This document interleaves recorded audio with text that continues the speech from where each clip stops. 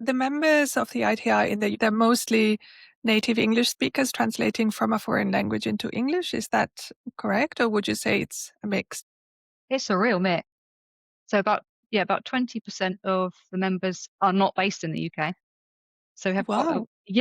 so quite a broad member base really. And then it's a real mix of translators who live in the UK who translate so either from English into all sorts of languages or like you say into English. It is a real mix. So I went to the ITI French Network event. I delivered a workshop there in June of this year. And so it was kind of the French contingent. And it was a real mix of English into French and French into English, actually, which was really interesting. So we were translating, one of the workshops was about translating children's picture books. And the person who was running the workshop brought in some picture books in both languages, and then people grouped together and worked on how they would translate it either into English or into French, depending on which way they were working. So it's super interesting, real mix. What is the advantage if someone lives somewhere else of joining the ITI in the UK? I think it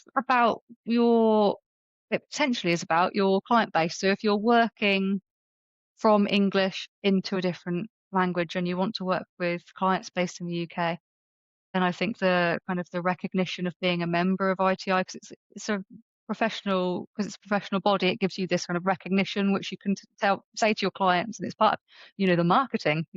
I'm recognised by this body, and I take my professionalism seriously. Signed the code of conduct, and I do my continuing professional development and keep learning to develop my skills. And I think that's really important. And also, if you're a qualified member of ITI, you're in the directory, which means that clients can search for you, and they can search by language and they can search by specialism. So they can say, I'm looking for a translator who translates from English into French, and I need them to translate my fashion website. And it will bring up the list of all the people that are qualified and are working in those fields. So you have a profile that you need to keep updated, which is super important. So, it's all up to date and clients can find the right person. But yes, and then it's a great way to get inquiries and find work, actually. Brilliant. So I think that would be a really, really big sell for even if you weren't based in the Absolutely. UK, but you wanted to work with UK-based clients. Then I suppose keeping in Absolutely. touch with colleagues in the UK, because I think in our field, a lot of my work has come from referrals and word of mouth. So important to have a good network around you and for people to know what you do. And like I said, people that understand what you do. And then if I translate from German to English, but someone might contact me about translation into German, which has happened many a time. And I value having colleagues that I know that work in the opposite language direction. I know I can refer, and then I can at least be Absolutely. helpful to that person who's contacted me. I don't like to just turn them away and say, sorry, I can't help you. So I'd either give them the name of someone I know and trust, or refer them to the ITI directory and say, you can search here.